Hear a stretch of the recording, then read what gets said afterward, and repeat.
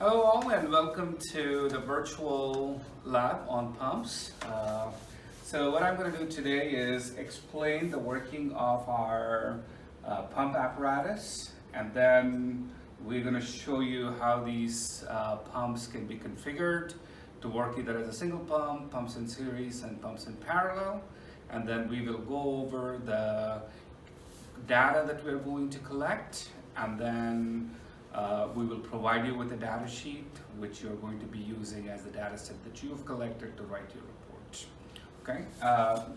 So as we all know, pumps are devices that are used to add energy to the system. So what we have in this configuration is we have an intake reservoir here that's filled with water. There are some intake valves. So in the simplest configuration, we're going to be using one pump, and we'll be using pump number 1. So the water is going to come through the intake valve, and we have this valve to control how much water enters the pump. And once the water enters the pump, it acquires energy, it moves up, and this valve regulates which direction the water is going to go. So as it's set up, the water is going to move in this direction. So the water is going to go up, move in this direction, and move through this pipe, follow that bend, another bend, and it's gonna come, and before it exits back into the reservoir, it passes through a Venturi meter. And these two tappings are the tappings on the Venturi meter, and they're connected here, and this readout gives you delta P. The delta P is the differential in pressure for that Venturi meter. There is a formula in your handout which makes use of this delta P to get you the flow rate. Okay, and the details of the Venturi meter and the dimensions of the Venturi meter can be seen here, and again this is provided to you as well. So we're going to use the diameters and the change in pressure to calculate the flow rate through our system. So that is the simplest configuration of the pump. One of the things about this apparatus is we have virtual data acquisition systems here, and so all the data that we are going to come out of this, that we need, will be read through these digital control panels that we have. So here for the pump 1, we have the pump 1 controller unit. So we can start and stop the pump, and we can set the motor controls to calculate the speed of the pump or the torque of the pump and the power and the power. So the speed is the revolutions of minute. That is the amount of time the pump blades are going to rotate, and that mechanical energy is provided to the water, which in turn gets converted to hydraulic energy. We are also going to measure pressures at different locations. So you will see there is a pressure that is right before pump 1. This is the pressure before the water enters pump 1, and then there is similarly other pressure gauges. In particular, this P3 is the pressure after the water has acquired energy from that pump, and so we're going to be using those two pressures in our first set of calculations. So what I'm going to do now is turn this system on so that you get to see some results. One other thing that I want to point out is this pump configuration system comes with a dashboard. This dashboard is very similar to the dashboards that you're going to see in water supply, water treatment plants and such, where people can see various things that are happening on the pump, oftentimes remotely, so that they can control the operations of the pump based on what the dashboard shows. So that's an advantage of this configuration, is that we have that dashboard as well.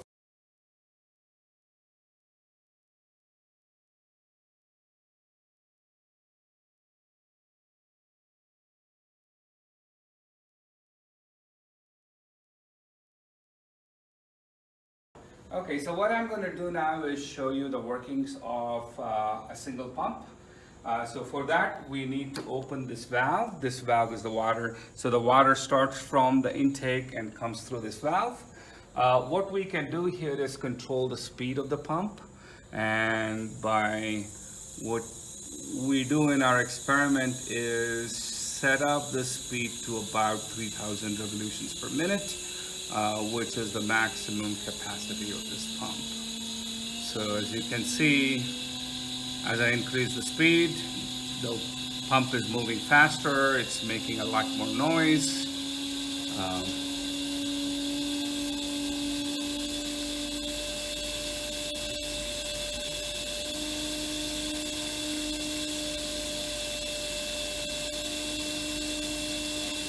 So we set it up roughly to about 3,000 revolutions per minute, plus or minus a few revolutions. What this readout also gives you is the torque as well as the power. And the power is the rate of doing work or the energy that the pump provides per unit time. So that's about 351 watts. Formulas to calculate the torque and the power are also provided in the handout, but you can use these numbers directly as well. So that panel there tells you how much energy is being supplied through the pump. And as you can look at the reservoir, you can see that there is some turbulence, the water is being pulled in, and the water enters here, moves through the pump, acquires energy, and as set up, it's going to go through this two-way valve, make it all the way down through the Venturi meter. And these two panels here are connected to the Venturi meter, so we get the delta P. The delta P reading that you're seeing is about 0.1314 bar. So that delta P, in conjunction with the dimensions of the Venturi meter, which are given to you, will help you calculate the flow rate. Okay. And in addition, what we are interested in is to find out what is the energy that is coming into what is the energy of water, what's the pressure of the water before it enters the pump. So we have a tapping here, and that's connected to P2, and P2 pressure is given, and you can see it's negative because there is some suction that's happening before the pump. So that reading is going to be negative. And of course, we're also interested in this, what is the pressure once the pump has added energy to the system. So we calculate that by using this tapping, and this tapping, if you follow, is your P4, and the P4 is 0.19 bar. So as you can see, the pressure has gone up, and the pressure has gone up because we have added energy to the system. So that is a single pump configuration. Typically in a lab, we would take 5 readings, and what we do is we control the flow rates using this valve, and we keep changing it. And as you change, you will see that the pressure has dropped now, the suction pressure has gone up, and the amount of energy that's being added is more, because as you remember, the revolutions are staying the same, but the amount of water that's moving through the pump is less, so the water is getting more energy being added, because it's the same energy that's being produced by the pump, but being supplied to a smaller volume of water. Okay.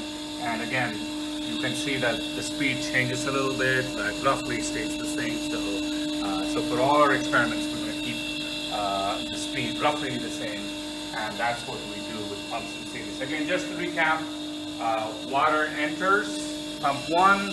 There's going to be a slight suction pressure here because of the rotation, and then the pump adds energy that causes the water to move up.